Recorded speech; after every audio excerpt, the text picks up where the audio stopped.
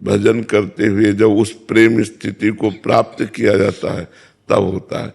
जैसे अब यहाँ गाढ़ प्रेम होता ही नहीं किसी को, तो कैसे उदाहरण दे। यहाँ तो गाढ़ प्रेम में अपने प्यारे को पलक झपकने का वियोग भी सहन नहीं होता। यहाँ के प्रेम में तो मान लो पति अमेरिका में है तो कई महीने, और प्रेम कैसा, जहां की बात पूछी तुमने, वहां का प्रेम है कि जब जब रुकत पलक संपुट लट अति आतुर अकुलात।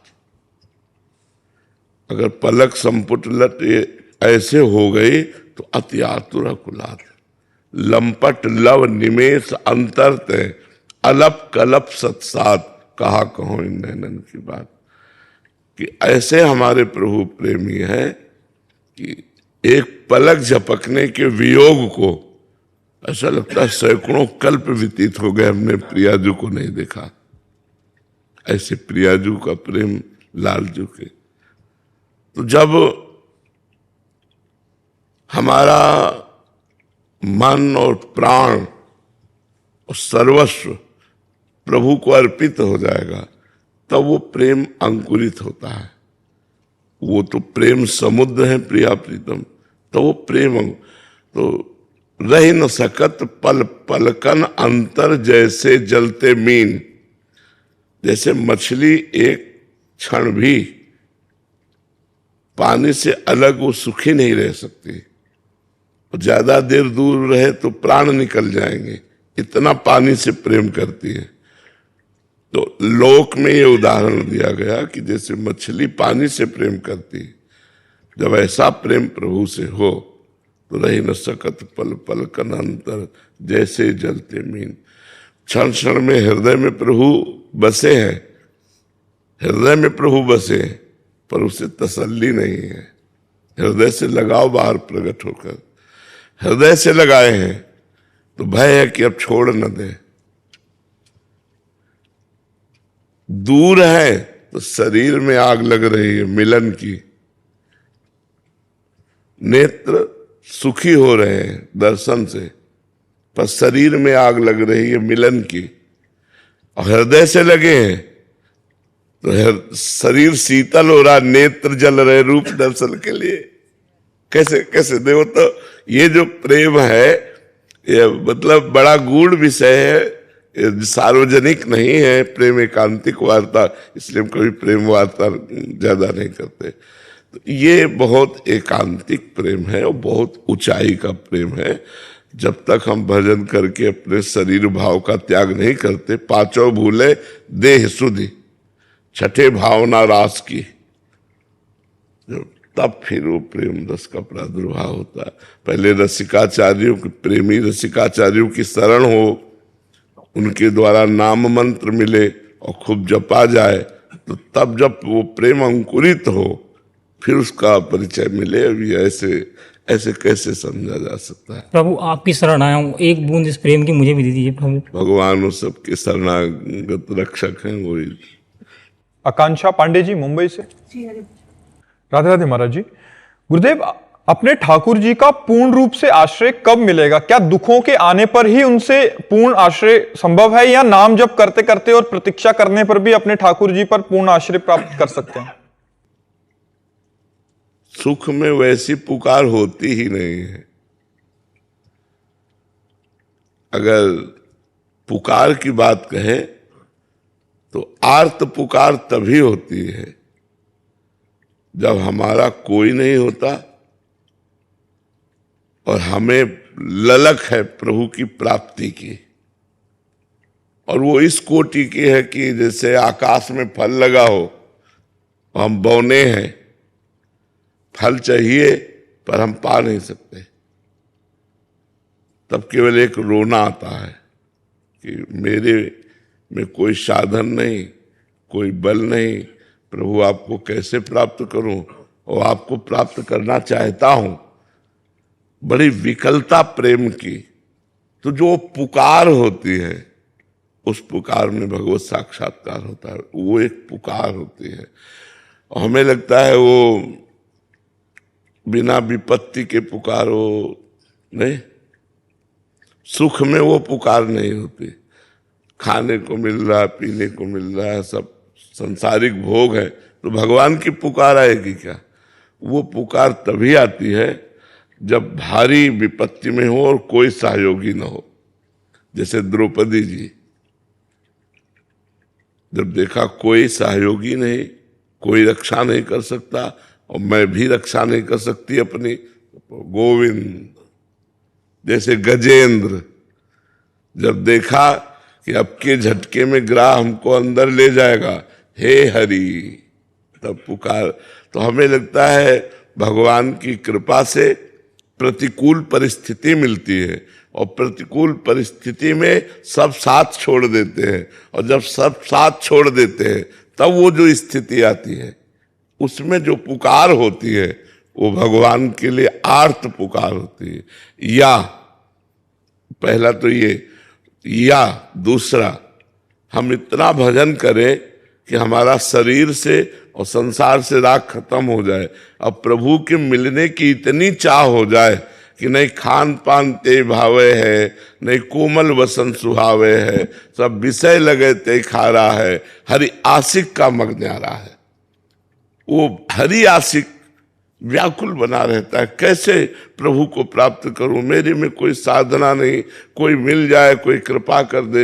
हृदय हाय हाय हो रहा है, श्री कृष्ण के बिना जिया नहीं जा रहा। उस स्थिति में जो पुकार होगी वो भगवान का साक्षात्कार करा देती। जैसे गोपी जनों ने जब सब लताओं से पूछा कि मेरे प्रीतम श्री कृष्ण को देखा है क्या तुमने, भूमि से पूछा कि ये कोमल चरण चिन्ह तुम अपने हृदय में धारण किए हो, तुम्हारे अहोभाग्य हैं, क्या तुमने हमारे श्याम सुंदर को देखा? तुलसी जी से पूछ रहे हैं, हे हरि की प्रेयसी वृंदा सखी, तुमने हमारे श्याम सुंदर को देखा? हे पीपल, हे बट, हे तमाल, हे वृंदावन के पवित्र वृक्षों, क्या तुमने हमारे श्याम सुंदर को देखा? जब कोई उत्तर नहीं मिला तब इतना गाढ़ भाव आ गया कि सब श्याम सुंदर की लीला का अनुकरण करने लगी। कोई गिरिराज उठाने की लीला, कोई काली दह की लीला।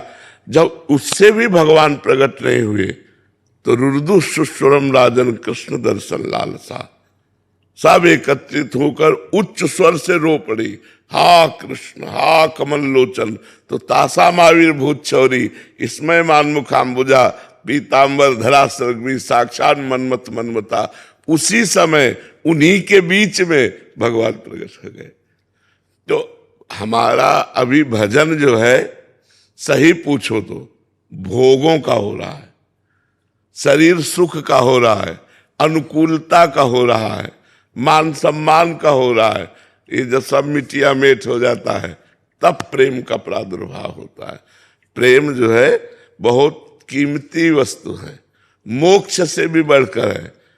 जो मोक्ष को प्राप्त हो गए वो मतलब उस रस को नहीं जान पाए। इसीलिए हरिवंश महाप्रभु कहते हैं विभेमि कैवल्यता, मुझे मोक्ष से भय लगता है। काशीपुरी में पूरी आराधना मोक्ष की है, और देखो वृंदावन का रस। हरिवंश महाप्रभु कहते अलम विषय वार्तया नरक कोटि विभत्सया, वृथा श्रुत कथाश्रमो बत विभेमि कैवल्यता, परेश भजनोन्मदा यदि सुखादया किम तथा, परंतु मम राधिका पदर से मनोमज्जत। भाई ये भोगों की वार्ता तो बंद करो, ये करोड़ों नरकों से भी विभत्स है। तो धर्मादर्थ चतुष्टयम विजयताम किम तद्वृथा वार्तया। बोले मोक्ष मोक्ष तो मुझे भय लगता है, विभेमि कैवल्यता। निर्भय पद, मोक्ष निर्भय पद है, और हरिवंश महाप्रभु कह रहे मुझे भय लगता है, मैं मुक्त नहीं होना चाहता, मैं श्री जी की सेवा परिचर्या में रहना चाहता हूं, विभेमि कैवल्यता। तो आप सोचो कि ये जो प्रेम रस है मोक्ष तक का त्यागी है, मोक्ष त्यागी तब प्रेम। और यहाँ तो भोगे नहीं त्याग पा रहे, तो मोक्ष त्यागी तो बहुत ही बड़ी बात है। अपने इंद्रियजन्य सुख की लालसा जब तक है तब तक भगवत प्राप्ति की लालसा नहीं हो सकती। और जब भगवत प्राप्ति की लालसा होती है तो रमा बिलास राम अनुरागी, तजत वमन जिमि जन बड़ भागी। लक्ष्मी के संपूर्ण वैभव को वमन के समान, उल्टी के समान त्याग देते हैं जिनको श्री कृष्ण से प्यार होने की अंकुरण होती वृत्ति। और ये जहां से बच्चा प्रश्न किया, सुन मान लो तन मन के बिछुरे नहीं, यहाँ तो फिर मतलब चरम सीमा का प्रेम है, स्वसुख वांछा है ही नहीं। मतलब कैसे तुम्हें बताया, वे सब गूढ़ विषय है एकांतिक। प्रिया प्रीतम झूला झूल रहे हैं, झूलत दो नवल किशोर। प्रियाजू अपनी चितवन से झूलते झूलते लालजू के चित्त को चुरा रहे हैं, सखियां झकोर जोर से दे रहे हैं। तो वर हिंडोर झकोरन कामिनी अधिक डरात। जब पैंग बढ़ी तो प्रियाजू को डर लगा, तो लालजू के गले से लग गए। वर हिंडोर झकोरन कामिनी अधिक डरात, पुलक पुलक प्रीतम। प्रीतम पुलकित होकर प्रीतम। अब जब गले लगी तो एक लीला और बन गई कि स्वामिनी की लट और कुंडल लालजू का ये फंस गया ऐसे कपोल से कपोल, और लालजू का कंकल और लालजू की बाला फंस गई इधर। ये सब सखियां है सुख प्रदान करने के लिए, कोई कंकन बनी हुई, कोई कुंडल बनी हुई सखियां। अब कितनी सुंदर झांकी बनी। लट लालजू के कुंडल से फंसी तो प्रियाजू ऐसे, प्रियालाल ऐसे कपोल पे कपोल, और कंकन माला से तो ये हाथ यही ऐसे अरुझ गया। अब देखो जो प्रेम की बात, अर्झी विमल माल कंकन सो कुंडल सो कछ डोर, बेपथ जुत क्यों बने विवेचित आनंद बढ़े न थोर, निरख निरख फूलत ललितादिक। प्रिया प्रीतम को एक मिल देख करके सखियों के हृदय में अपार आनंद आ रहा है। निरख निरख फूलत ललितादिक, विविमुख चंद्र चकोर, दय शीस हरिवंश प्रशंसत करी अंचल की छो। हमारे दोनों जुगल सरकार ऐसे ही मिले रहे, ऐसे ही आनंदित रहे, ये सुख है।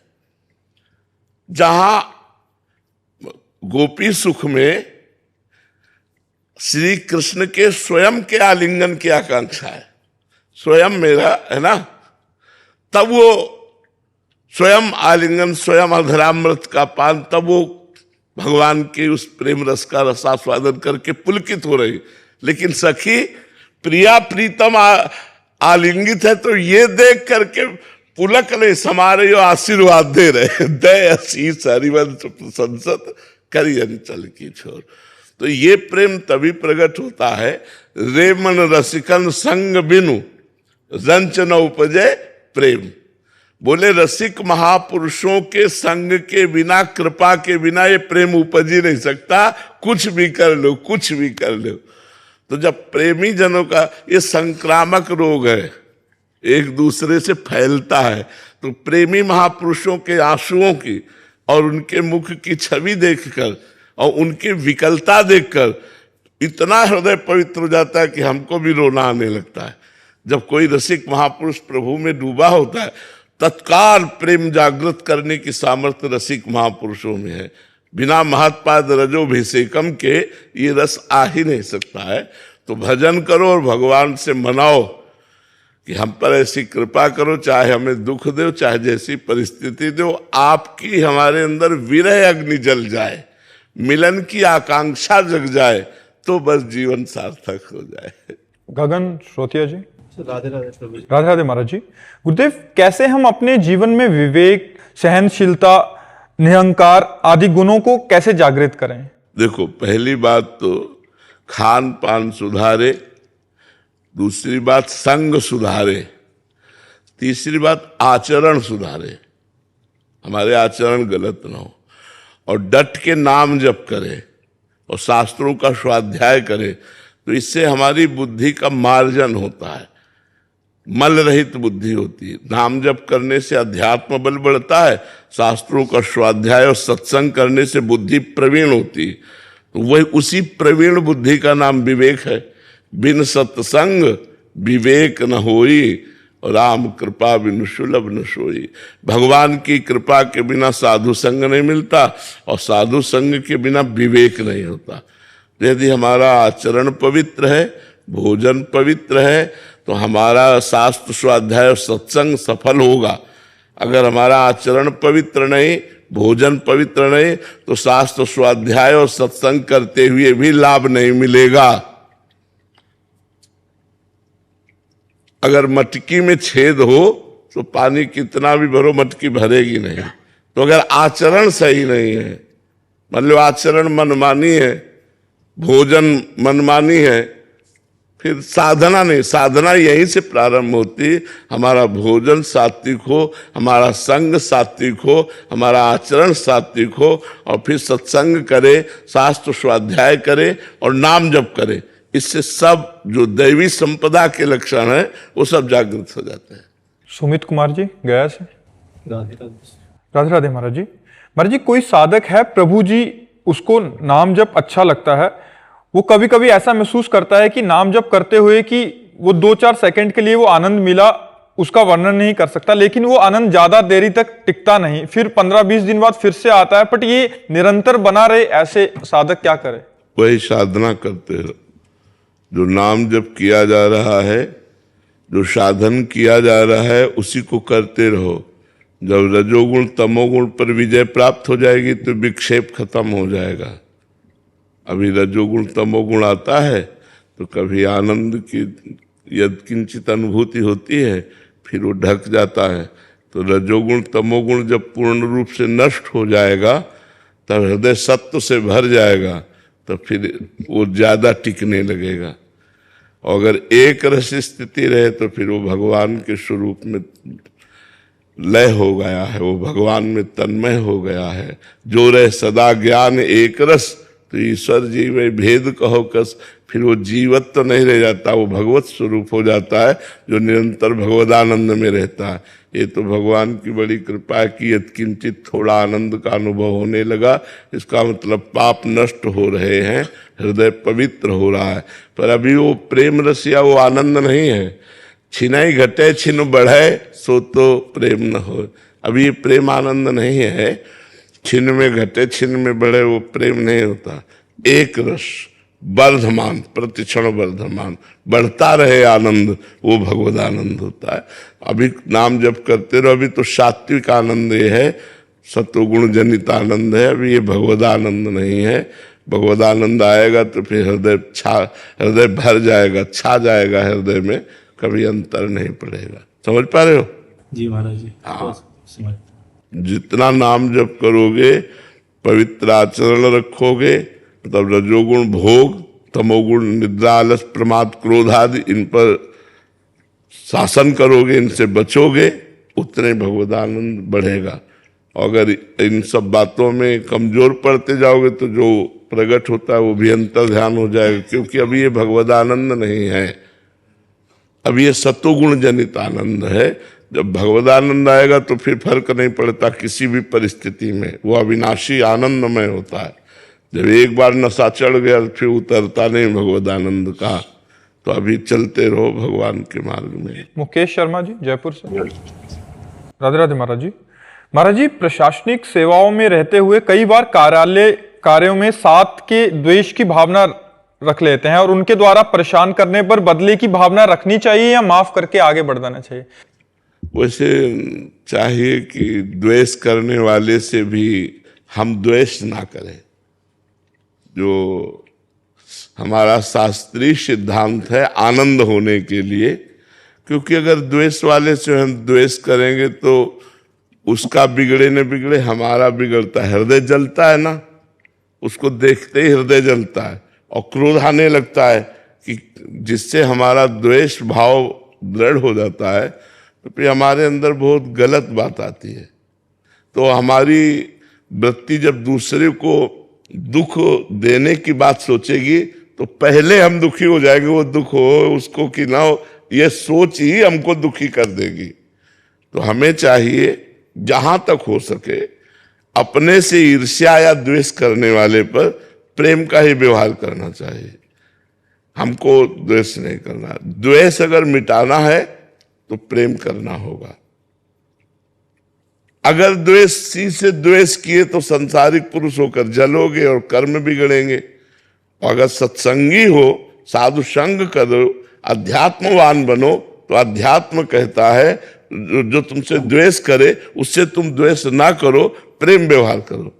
तो यदि हम जो हमसे नहीं बोलता है उसको भी हम मन से प्रणाम करें, हम द्वेष ना रखें, तो हमारा हृदय शीतल रहेगा और वो जो करेगा तो उसको भोगना होगा।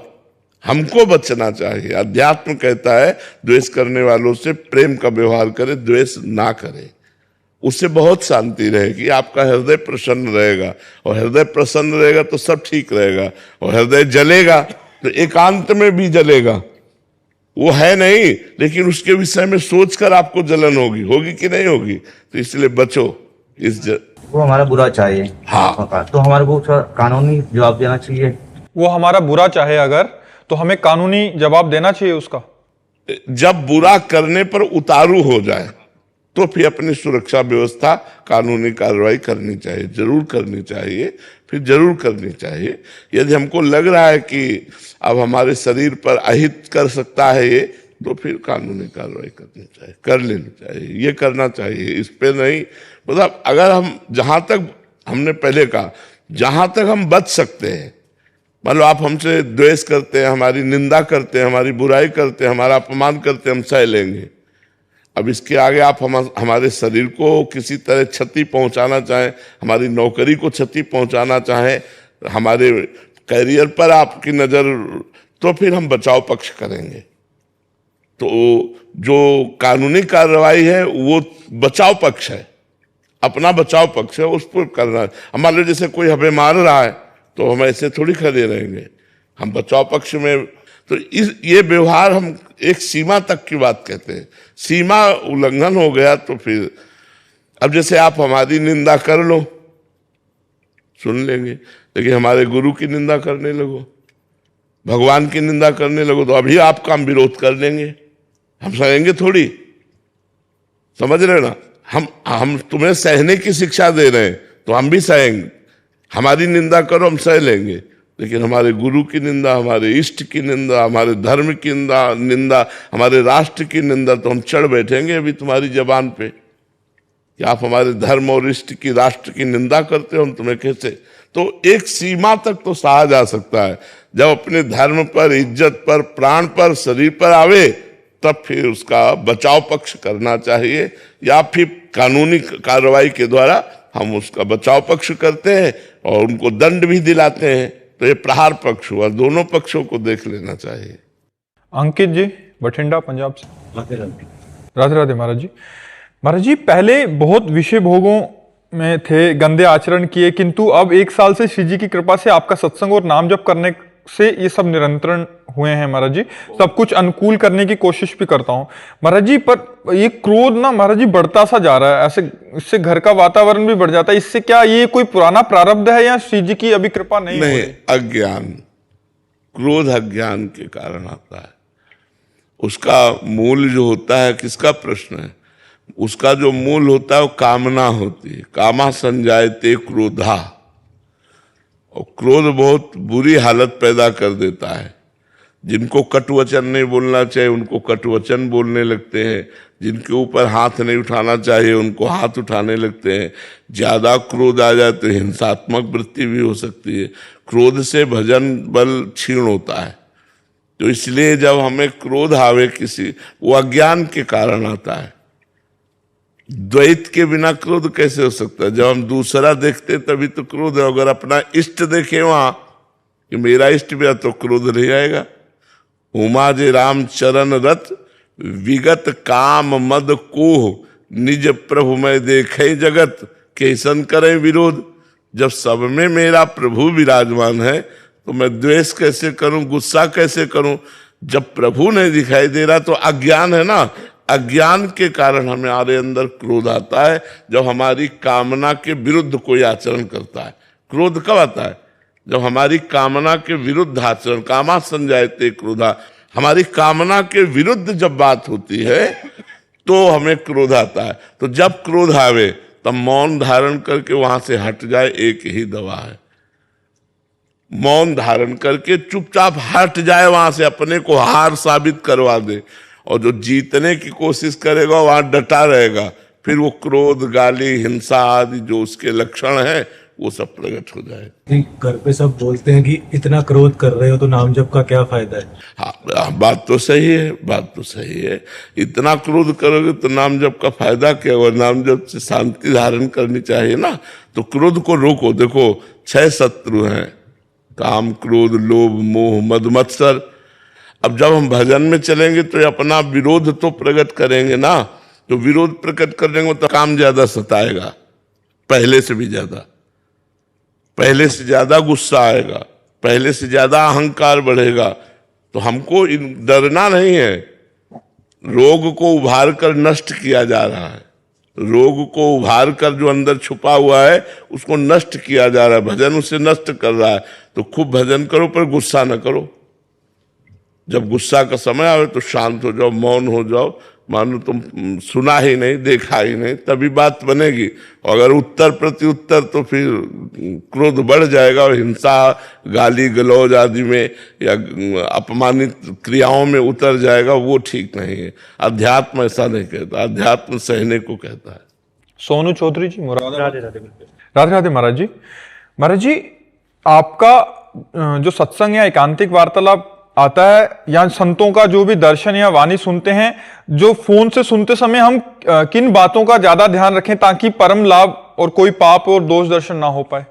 देखो बच्चा, वाणी सुनने के लिए जो हमें पहले भूमिका चाहिए वो बननी चाहिए। भूमिका है, जैसे कोई भी वस्तु रखने के पहले पात्र होना चाहिए। ऐसे वाणी सुनने का प्रभाव तभी हमारे पड़ेगा जब हमारा भोजन शुद्ध होगा, आहार शुद्ध, हमारा आचरण शुद्ध होगा। हमारे आचरण गंदे नहीं होंगे। जो गंदे बच्चे करते हैं वो हम गंदे आचरण नहीं करेंगे। और हमारा संग सही होगा। हम ऐसे बच्चों का, ऐसे लोगों का संग नहीं करेंगे जो गलत आचरण की शिक्षा देते हैं, जो गलत।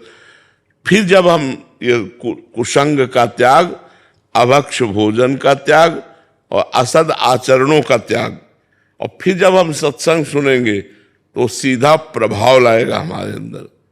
श्रोता श्रोई परम सुजान सुनत चित्त रति करे। श्रोता वही सुजान श्रोता है जो सुनते ही उसको आचरण में डाल ले। आचरण में तो ये तभी आएगा जब हमारा भोजन, संग और आचरण ठीक होगा। आदित्य यादव जी, लखनऊ से। राधे राधे महाराज जी। महाराज जी, व्यक्ति अपने भीतर ऐसी कौन सी स्थिति विकसित करे कि बाहरी अपमान, पारिवारिक तनाव, अपमान या विरोध उसे हिला ना सके? देखो, द्वंद्वों पर विजय प्राप्त कराने के लिए विवेक समर्थ है। विवेक अर्थात ज्ञान, सत असत का ज्ञान।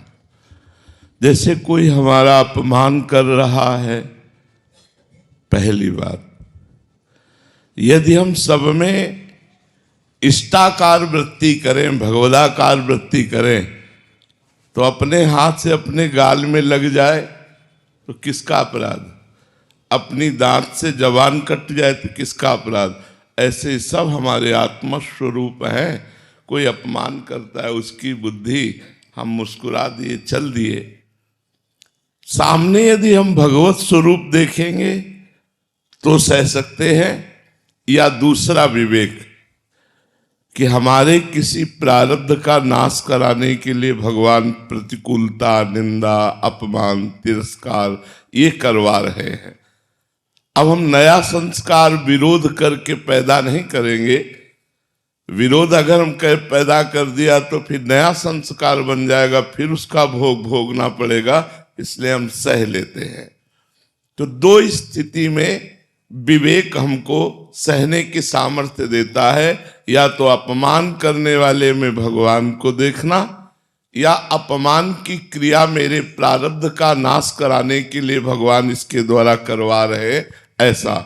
तो जब हमारे अंदर ज्ञान पैदा हो जाता है तो हम शत्रु मित्र समजान मान अपमान सम दुख सुख लाभ न हानि, यह जो कृपा हरिवंश की है। शत्रु मित्र में, लाभ हानि में, मान अपमान में, सुख दुख में समान भाव पैदा हो जाता है। ये समान भाव ही विवेक है, ज्ञान है। जब तक ये नहीं होगा तब तक हमारा द्वंद्वों पर प्रभाव नहीं पड़ेगा। द्वंद्व हम पर प्रभावित कर देंगे, हमको प्रभावित कर देंगे। तो हम चाहिए कि नाम जप करें, सत्संग सुने, गंदे आहार का त्याग करें, गंदे आचरणों का त्याग करें, तो हमारे अंदर ज्ञान प्रकट हो। और ज्ञान में क्षमता है कि हम मान अपमान को, दुख सुख को, लाभ हानि को सह सकते हैं। अन्यथा अज्ञान में तो जहां लाभ हुआ वहां हर्ष होता है, और जहां हानि हुई वहां शोक होती है। जो स्तुति करे उससे राग होता है, जो निंदा करे उससे द्वेष होता है। तो यही राग द्वेष हर्ष शोक सुख दुख, इन्हीं द्वंद्वों में अज्ञानी फंसा रहता है। अगर कोई मुक्त होता है तो अध्यात्मवान ही है, जो इन द्वंद्वों से पराजित नहीं होता। उसे कहते द्वंद्वातीत, द्वंद्वों से अतीत, वो विवेकवान ज्ञानी। तो जब तक हमारे आचरण शुद्ध नहीं होंगे, हमारा भोजन शुद्ध नहीं होगा, हमारा संग ठीक नहीं होगा, तब तक हम अध्यात्मवान नहीं बन सकते। और बिना अध्यात्मवान बने ये क्षमता नहीं है कि हम अपमान को, तिरस्कार को, निंदा को सह जाएं। नहीं सह, हृदय में आग पैदा होगी और जितना हम में बल है हम उसका प्रयोग करके विरोध शुरू कर देंगे। बस वो विरोध नया संस्कार बन गया, उसका भोग भोगो। तो इसलिए ज्ञानी पुरुष ही इस बात को सह सकता है। आप समझ रहे हैं? धर्मेंद्र पांडे जी बिहार से। राधे राधे महाराज जी, आपके चरणों में कोटि कोटि प्रणाम। महाराज जी, मानव कल्याण में अध्यात्म का योगदान कैसे और कितना है? पूरा। बिना अध्यात्म के कल्याण हो ही नहीं सकता, और बिना संतों के अध्यात्म मिलता नहीं। क्योंकि शास्त्रों में जो अध्यात्म लिखा हुआ है, उसी अध्यात्म का अनुभव किए हुए यदि संत महात्मा का संग हो जाए तो देवर्षि नारद जी कहते मात संगस्त दुर्लभो अगम्यो अमोघश्च। यदि संत महापुरुष का संग मिल जाए एक तो दुर्लभ बात है, अगर मिल गया तो निर्वाह करना कठिन, अगर निर्वाह कर ले गए तो अमोघश्च, निश्चित कल्याण हो जाएगा, निश्चित परम लाभ प्राप्त हो जाएगा। तो परम लाभ के लिए, भगवदानंद के लिए, मोक्ष के लिए, प्रेम के लिए अध्यात्म ज्ञान अत्यंत अनिवार्य है। और अध्यात्म ज्ञान बिना संतों के संग के प्राप्त नहीं होता है। तो हम भगवान की कृपा से सत्संग हो और खूब अच्छे आचरणों का पालन करते हुए नाम जप करें तो अध्यात्म प्रकाशित हो जाएगा। और उसी से मोक्ष भी होता है, उसी से भगवत प्रेम भी होता है, उसी से कल्याण होता है। जो चाहे हो सकता है। अध्यात्म एक विशिष्ट पावर है। आप समझ पा रहे हो? शिवकांत जी प्रयागराज से। राधे राधे महाराज जी, आपके चरणों में कोटि कोटि प्रणाम। गुरु जी, राधा रानी कैसे रीझती हैं? उनका प्रिय बनने के लिए क्या करना पड़ेगा? कबीरा हंसना दूर कर रोने से कर प्रीति, बिन रोए किन पाइया प्रेम प्यारा मीत। अपने प्यारे को प्राप्त करने के लिए एक ही उपाय है कि हमें रोना आ जाए, तड़पन आ जाए, हमारे अंदर व्याकुलता पैदा हो जाए। जैसे भूख का व्याकुल पुरुष केवल अन्न चाहता है, भोजन चाहता है, जैसे कई दिनों का प्यासा केवल पानी चाहता है, ऐसे हमारे हृदय में आग लग जाए भजन के प्रभाव से कि अब भगवान के बिना जिया नहीं जा रहा, भगवान के बिना रहा नहीं जा रहा। रह न सकत पल पलकन अंतर, जैसे जलते मीन जैसे पानी से मछली को अलग करो, तड़प कर प्राण त्याग दे, ऐसी व्याकुलता प्रभु के लिए प्रकट हो, सोई हमारे सब लाभ प्राप्त हो गए, सब जीवन धन्य हो गया, सब मंगल हो गया। जब तक हमारे अंदर भगवान का विरह नहीं आता तब तक ये भोग प्रिय लगते हैं, संसार प्रिय लगता है, और जहां भगवान का विरह प्रकट हुआ तो ये फिर भोग प्रिय नहीं लगते, फिर भगवान प्रिय लगने लगते हैं। इसलिए सबसे प्रार्थना है, नाम जप जरूर कीजिए। यदि अपना मंगल, सुख, कल्याण, दुख की निवृत्ति चाहते हो तो भटको मत। किसी के जंतुर बांधने से तुम्हारे दुख निवृत्त होने वाले नहीं, तुम्हारे द्वारा किया हुआ सत्कर्म तुम्हें सुख प्रदान करेगा। तुम नाम जप करो। नाम जप में न पैसा लगता है, न किसी ज्ञान की आवश्यकता है, न श्रद्धा भाव की आवश्यकता है। भाव कुभाव अनख आलसहु, नाम जपत मंगल दिशि दसहु। क्या प्रश्न था इनका? हाँ, श्री जी को रिझाने के लिए क्या करें? और हाँ, वही आग पैदा करो हृदय में कि जिया ना जाए हमें। रोते रोते हमारा हृदय आर्त भाव में पुकार पड़े, विरह प्राप्त हो श्री जी के लिए, तभी हमारे जीवन की सार्थकता है। श्री जी को रिझा पाने में हम तभी समर्थ होंगे जब हम रसिकों का संग करें, रसिक वाणियों का स्वाध्याय करें, हमारे अंदर भाव आ जाए, प्रियाजू के लिए विकलता आ जाए, तो इससे श्री जी रीझ जाती, प्रेम से ही रीझती है श्री जी। और श्री जी की प्राप्ति के लिए एक ही उपाय करना है, प्रभु से प्रार्थना करो कि मुझे रसिकों का संग मिले। रे मन रसिकन संग बिन रंचन उपजय प्रेम। कोई और साधन कितना भी कर ले, यदि रसिक महापुरुषों का संग न मिले तो हृदय में प्रेम प्रकट नहीं हो सकता। प्रेम रसिक महापुरुषों की कृपा से प्रकट होता है।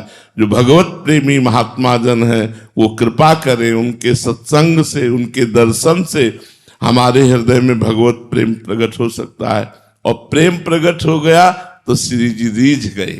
श्री जी प्रेम से रीझती है, कुछ खवाने पियाने या सोना चांदी या अमुक इत्र आदि किसी वस्तु से नहीं, वो प्रेम से रीझ। भावोत्सवेन भजताम रस काम धेनुम तम राधिका चरण रेणु महम स्मरामि। भावोत्सवेन, भाव ही प्रेम है। जहां भाव में भर करके हम श्री जी का नाम जप करते हैं, भाव में भरकर श्री जी को भोग लगाते हैं, भाव में भरकर श्री जी की सेवा करते हैं, उसी से श्री जी रीझ जाते हैं। स्माइल शर्मा जी, राधे राधे महाराज जी। महाराज जी, मुझे ऐसा लगता है कि मैं सब तरह से, सब प्रकार से हार चुका हूं। सब प्रकार के अवगुण मेरे में हैं। मैं कुछ भी कर लूं इस माया को रोक नहीं पाऊंगा। मेरे में किसी भी प्रकार का बल नहीं। जैसी आपकी बात है वैसी सबकी बात है। माया के प्रवाह को कोई रोक नहीं पाता। अगर रोक पाता है तो जिसकी माया है वही रोक पाता है। माया किसकी है? भगवान की है। भगवान को मायापति कहा गया। तो हम क्या करें? भगवान का सहारा लें, भगवान का भरोसा करें और नाम जप शुरू करें। और गंदे आचरणों को तो त्याग करना ही चाहिए और उसके लिए उत्साह बनाना चाहिए, कसम खानी चाहिए, दृढ़ता पूर्वक नियम लेना चाहिए कि हमारे खान पान में शास्त्र विरुद्ध खान पान ना हो और भगवान का भरोसा दृढ़ हो, भगवान का नाम जप हो, तो माया दूर भाग जाएगी। ऐसे कोई समर्थ नहीं माया से पार होने में। बारी मथे घृत होए बरु सिकता ते बरु तेल, बिनु हरि भजन न भवतरीय, या सिद्धांत पेल। भव माने यही माया, इससे पार होने का अटल सिद्धांत है। भजन करो, नाम जप करो। चाहे पानी मथने से घी निकल आवे, बालू पेरने से तेल निकल आवे, मतलब असंभव भी संभव हो जाए, लेकिन बिना भगवान का भजन किए कोई इस माया से पार नहीं जा सकता। तो भजन करो बच्चा, एक काउंटर ले लो और उसमें राधा नाम जपो। 10,000 20,000 ऐसे रोज बढ़ाओ नाम, फिर देखो तुम्हारे अंदर ही उत्साह आ जाएगा कि तुम जीत जाओगे, तुम माया को जीत जाओगे। माया को नाम जिताएगा, भगवान जिताएंगे। हम में वो सामर्थ्य नहीं है, हम सब ऐसे ही है। वो भगवान की कृपा संभाले हुए है, नहीं तो हम सब ऐसे गिरे हुए हैं। इतनी फिसलन है कि गिरे बिना कोई रह नहीं सकता। अगर भगवान न बचावे तो हम चल ही न पावे इस मार्ग में। इसलिए उन्हीं का बल, उन्हीं की कृपा, क्योंकि उनकी बहुत विचित्र माया है। तो नाम जप करो और भगवान के आश्रय रहो। हेमंत व्यास जी जयपुर से। राधे राधे महाराज जी।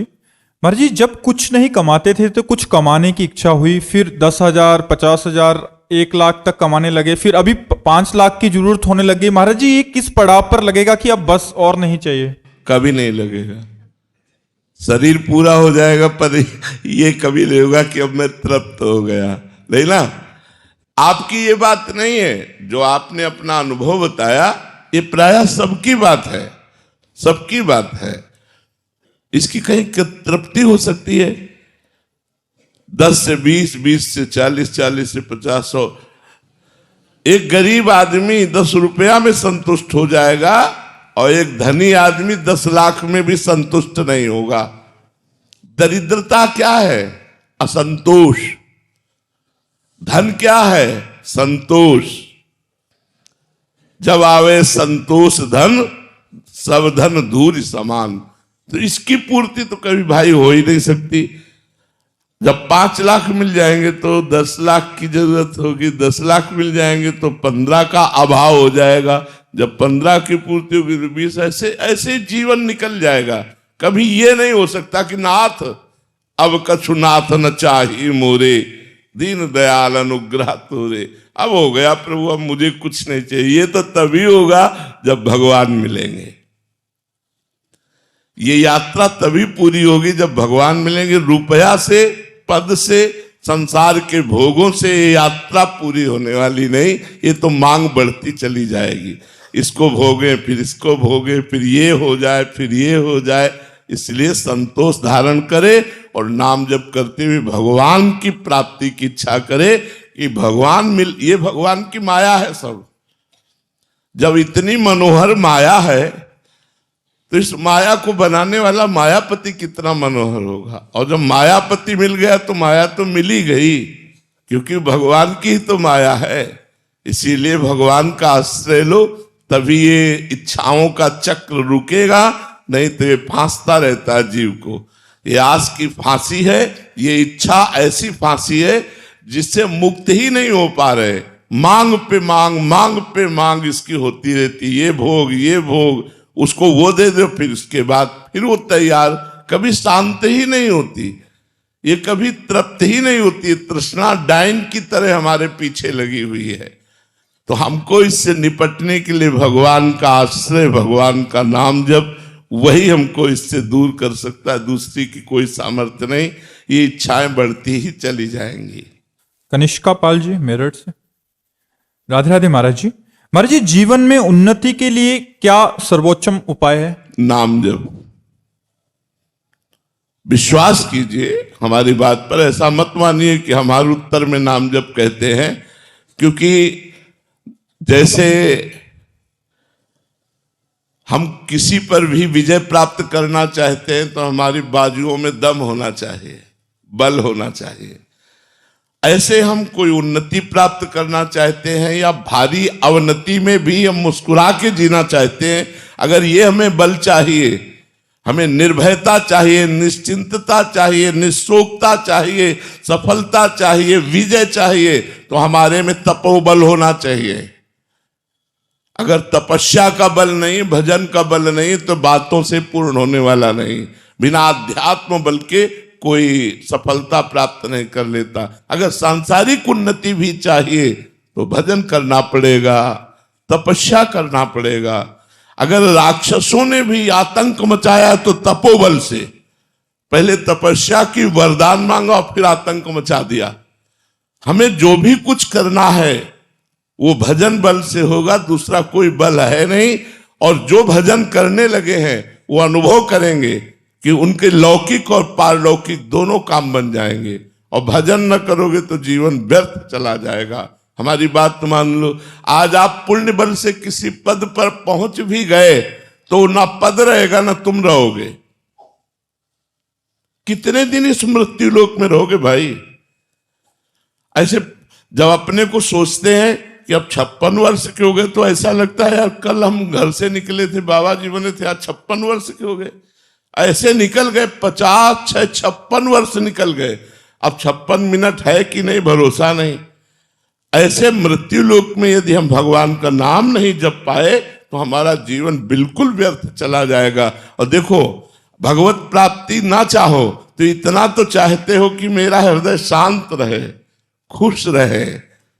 इतना तो सब कोई चाहता है कि मैं सुखी हो जाऊं, मैं खुश रहूं, मैं प्रसन्न रहूं। तो ये भगवान के नाम में सामर्थ्य है जो हर परिस्थिति में तुम्हें खुशी रखेगा, प्रसन्न रखेगा। और ऐसा न समझो कि केवल ये आध्यात्मिक वस्तु ही देता है। नाम जब करोगे, लौकिक वस्तु चाहोगे तो लौकिक वस्तु भी प्राप्त हो जाएगी।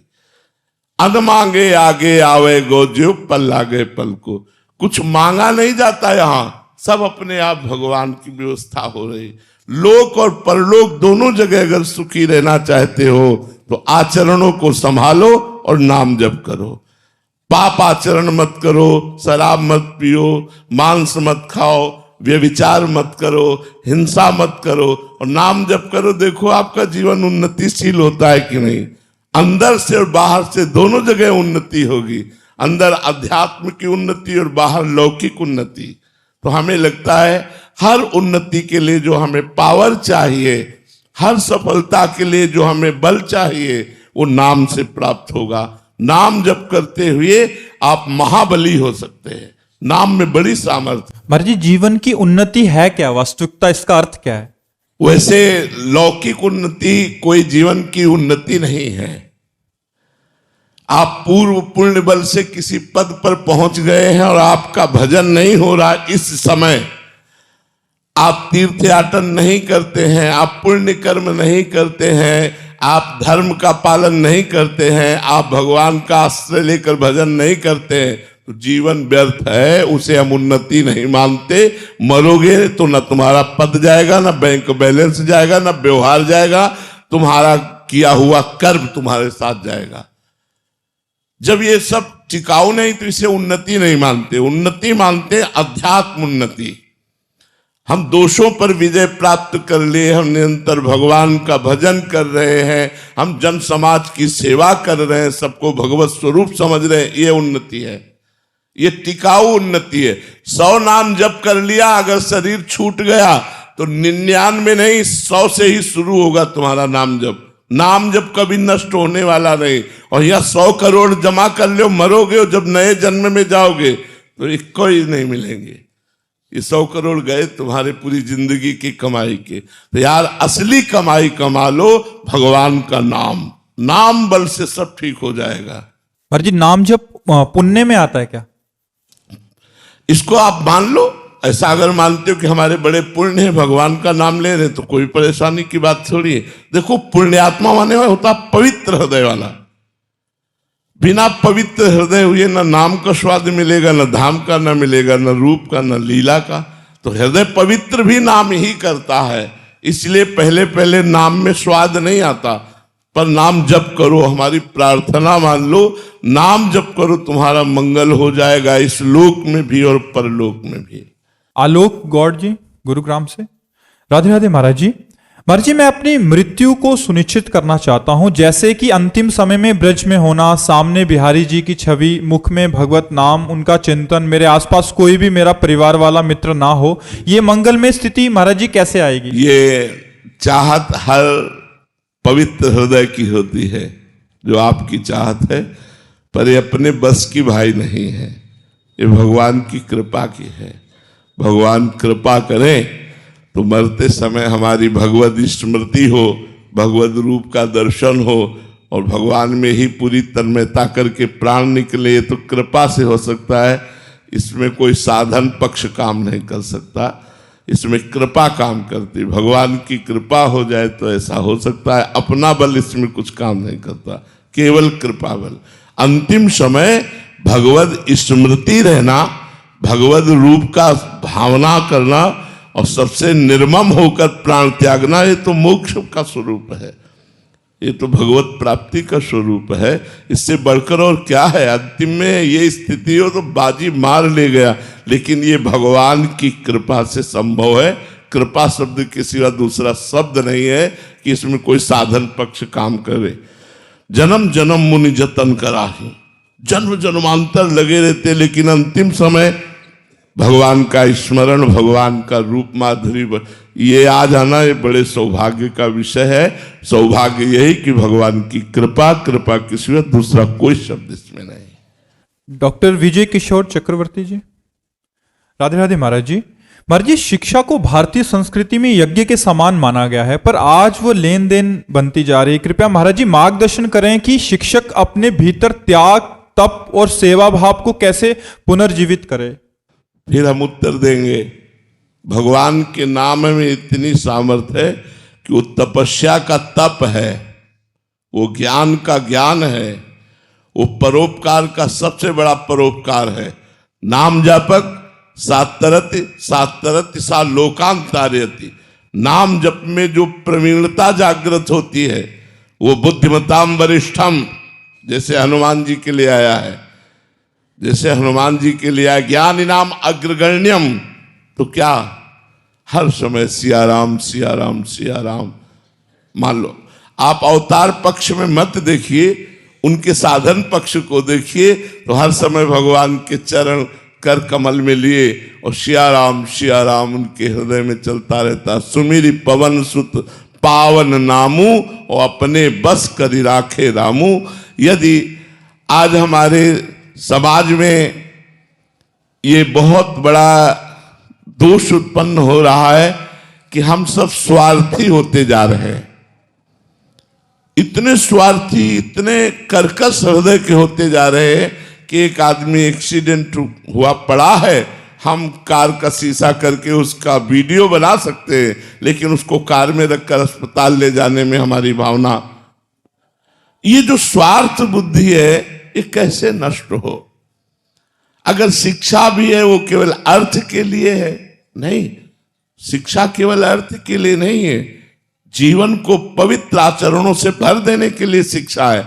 आज की जो आधुनिक शिक्षा है, व्यसन बढ़ रहा है, व्यभिचार बढ़ रहा है, उद्दंडता बढ़ रही है। जहां विद्या विनयम ददाती, वहां विद्यार्थी अभिनय हो रहा है, अपने टीचर की ही अवहेलना कर रहा है। तो ये जो हमारा वातावरण बिगड़ता चला जा रहा है, इसमें अध्यात्म की कमी।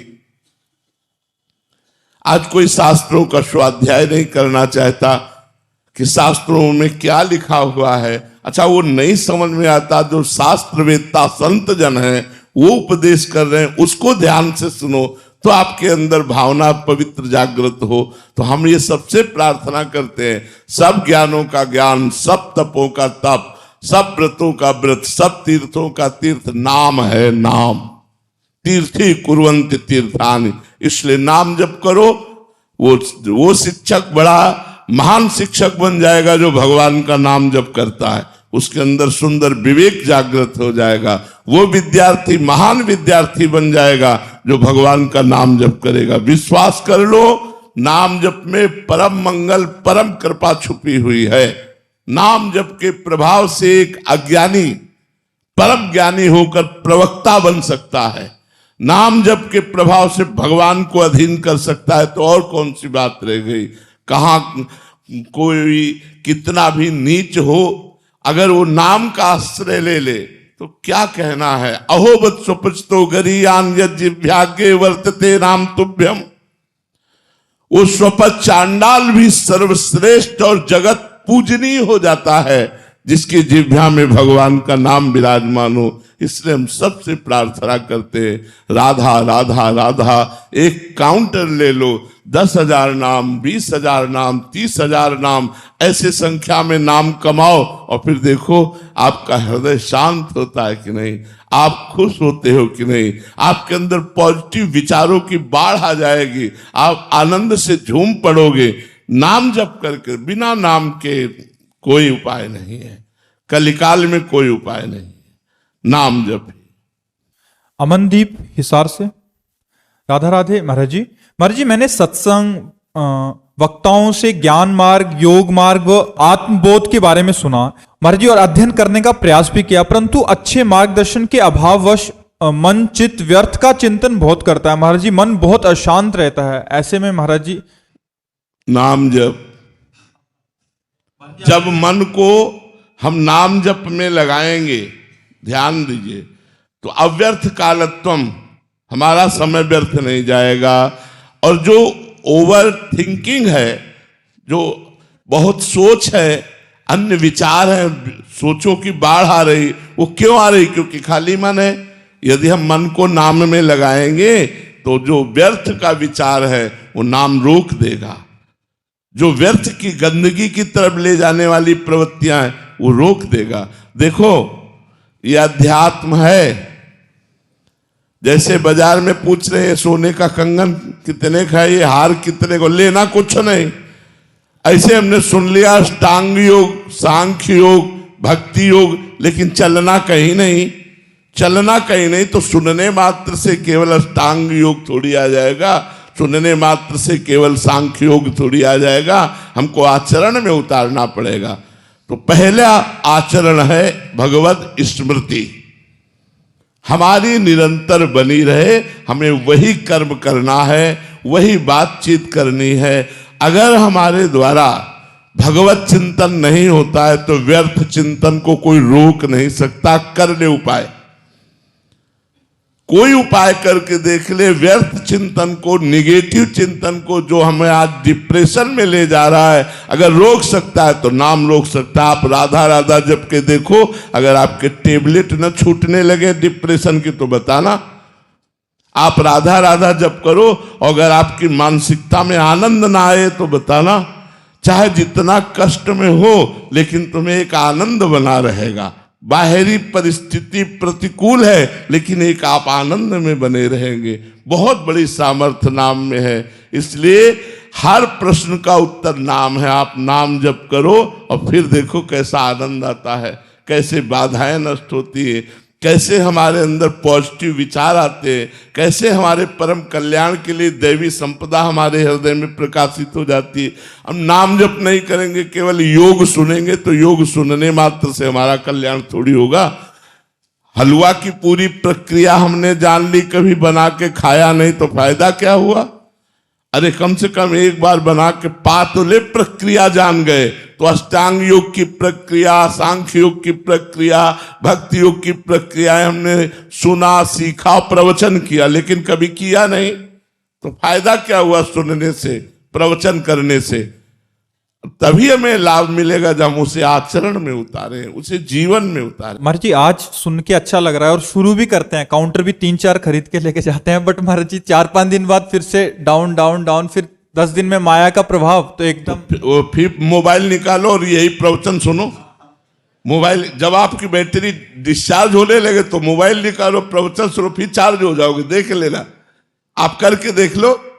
जब आप डिस्चार्ज हो रहे हो सोई आप वही प्रसंग लगाओ, प्रसंग छांट के रख लो, नाम के, मन के, काम के, अलग अलग जब जहां बोले गए तो बस जैसे वो धनुष बाण रखा जाता है शत्रु को मारने के लिए, ऐसे प्रवचन रख लो।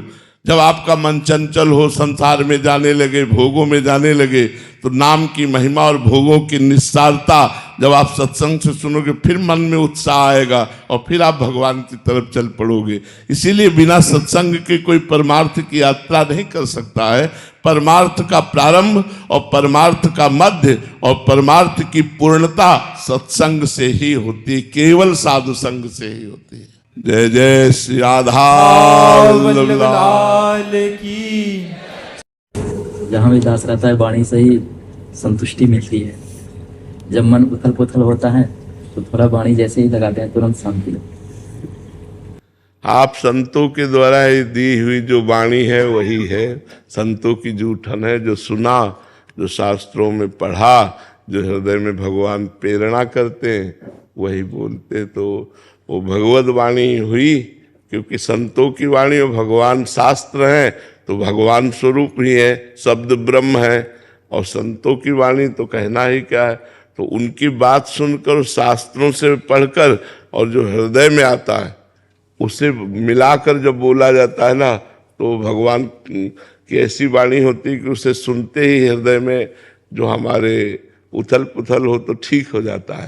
तो संत वाणी भगवत वाणी का सार है। जैसे गीता जी ऐसे पढ़ो तो कम समझ में आएगी, पर किसी संत के मुख से सुनो तो विशेष समझ में आएगी। तो वो जो सार है संतों की वाणी, बस सुन करके उस पर चल दे, सोई बात बन जाए। श्रोता सोई परम सुजान, सुनत चित्त रति करे। सुनते ही उस बात को अपने चित्त पे उतार ले, तो फिर जो बड़ी बड़ी साधनाओं से लाभ नहीं मिलता, वो सत्संग से लाभ मिल जाता है। क्योंकि सत्संग की समानता कोई करने वाला नहीं है। तात स्वर्ग अपवर्ग सुख, धरी तुला एक अंग, तूल न ताहि सकल मिली, जो सुख लव सत्संग। एक लव मात्र के सत्संग में, क्योंकि जो 10-50 वर्ष साधना करने पर बात अनुभव में आई, वो संत जन 1 मिनट में दे देते हैं।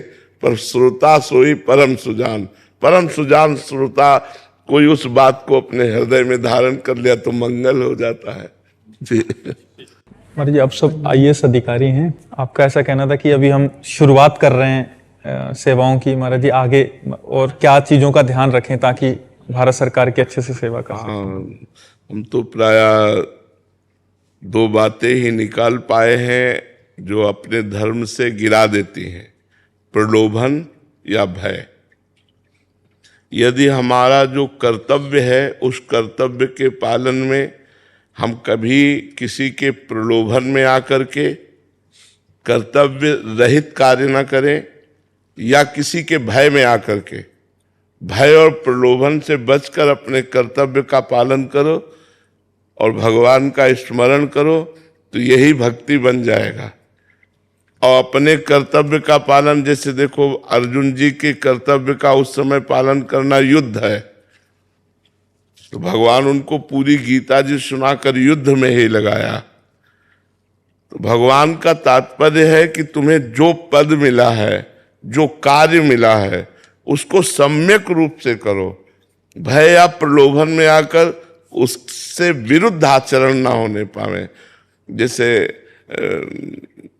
प्रलोभन में हम किसी निर्दोष को दंड दे दिया और दोषी को मुक्त कर दिया किसी भी तरह से, तो अब वो हमारा धर्म रहित कार्य हो गया।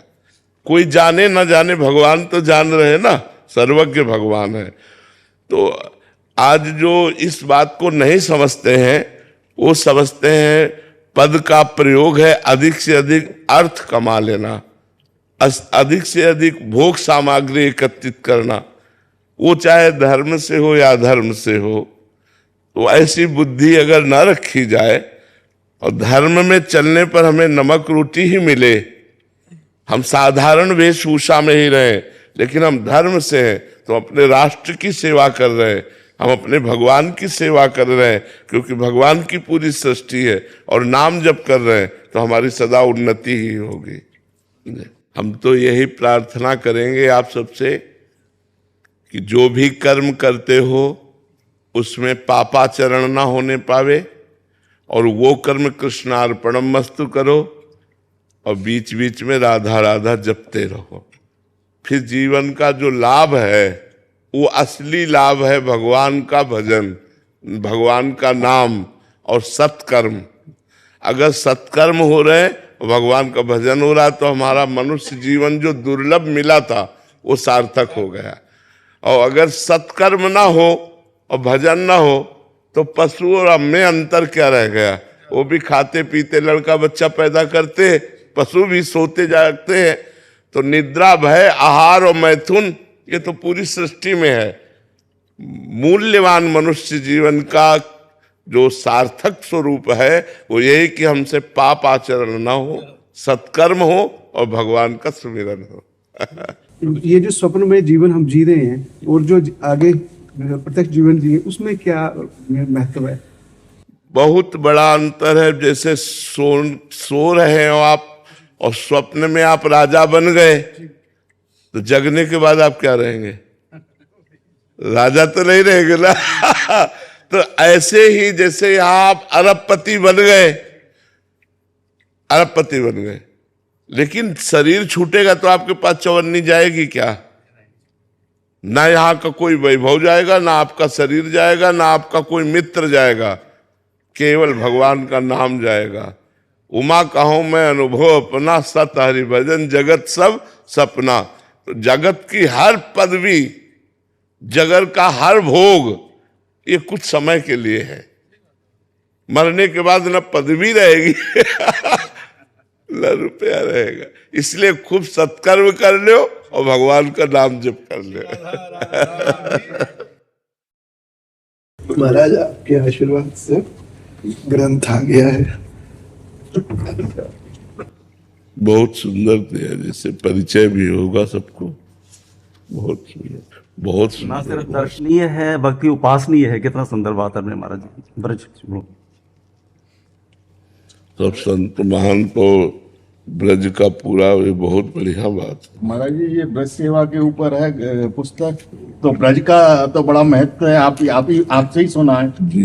भगवान श्री कृष्ण का साक्षात विग्रह ही है जी। हम इतनी बात कहते हैं कि कोई भी बिना ब्रजरज और बिना ब्रजवासी और लता पता, ये तीन बातें, ब्रजरज का सेवन किए बिना और ब्रजवासियों को खुशी किए बिना, ब्रजवासियों को राजी किए बिना, ब्रजवासियों के टूक के बिना और वृंदावन की लताओं के बिना हमारे प्रिया प्रीतम का प्रेम रस नहीं प्राप्त कर सकता। जो ब्रजरज का सेवन करेगा, ब्रजवासियों की जूठन खाएगा, ब्रजवासियों का सम्मान करेगा और ब्रज लताओं की रक्षा करेगा, उस पर हमारे प्रिया प्रीतम की कृपा होगी। और ये संपूर्ण ब्रज 84 कोश साक्षात ब्रह्म रूप है, श्री कृष्णमय है। जैसे बाहरी लोग यहाँ आते हैं और दोना चाट खाई ऐसे मार्गों में फेंक देते हैं, अपवित्रता करते हैं, ये ना करें तो इस देश में, ब्रज देश में, ब्रज क्षेत्र में केवल घूमने से पाप नष्ट हो जाएंगे, क्योंकि संपूर्ण 84 कोश भूमि श्री कृष्णमय है। यहाँ ब्रज में आकर के जैसे लोग अन्यत्र शहरों में जाकर के होटलों आदि में अपने सांसारिक कर्म करते हैं, यहाँ नहीं करना चाहिए। ये प्रेम भूमि है प्रिया प्रीतम की, रास भूमि है प्रिया प्रीतम की, वृंदावन या ब्रज पूरी क्रीड़ा भूमि है। यहाँ पापाचरण नहीं करना चाहिए, यहाँ आकर के पवित्र आचरण करना चाहिए। अगर ब्रज का एक कुत्ता भी प्रसन्न हो गया तो श्री कृष्ण को रिझाने में समर्थ हो सकते हो, क्योंकि यहाँ के पशु पक्षियों की वंदना आचार्य ने की। फिर ब्रजवासियों की तो बात जाने दो। हे राधा या रतिग्रह सुखा, हे मृगा, हे खगा, भूयो भूजा प्रणत भी हम प्रार्थये ओनुकंपाम। इसी का हरिराम व्यास जी कह रहे हैं कि खग मृग पशु पंछी जेया बन के चरण शरण रख लीजिए, व्यास स्वामिनी की छवि निर्खत महल टहलनी कीजिए, किशोरी मुहि अपनी कर लीजिए। तो ये ब्रजरज और ब्रजवासी जन और ब्रजलता का सबको सम्मान करना चाहिए। यदि आप जगह खरीदते हैं और उस जगह में कोई लता है तो उसको रहने दीजिए। लता कटवा करके महल बना करके आप भजन करके प्रिया प्रीतम को नहीं रिझा सकते, क्योंकि प्रिया प्रीतम जितना लताओं से प्रेम करते हैं उतना महलों से प्रेम नहीं करते। लता भवन सुख शीतल छाहा, श्री हरिवंश रहते नित्य जहाँ। तो ब्रज की लताओं की रक्षा करो और ब्रजरज के सम्मान करो। यहाँ गंदगी मत फैलाओ, यहाँ गंदे आचरण मत करो। तो यहाँ घूमने फिरने से, डोलने से तुम्हें वो लाभ मिलेगा जो बड़े बड़े तीर्थों के अवगाहन से नहीं मिलता। ब्रज की गलियों में डोलने से प्रिया प्रीतम के मिलन की साधना बन जाती है। या चलत फिरत सुनियत यह है श्री राधा वल्लभ लाल, ऐसे वृंदा विपिन में बसत रहो सब काल। श्री राधा वल्लभ लाल।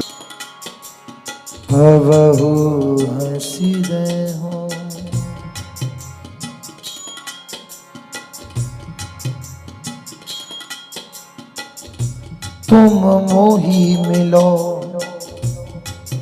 मिलो ना कृपा निधि, मोको ढूंढत तो भटके हो।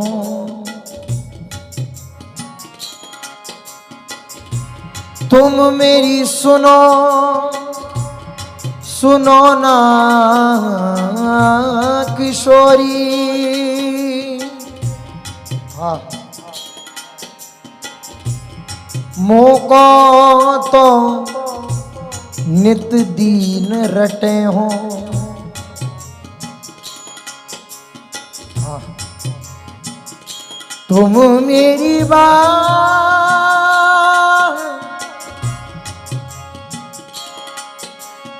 बात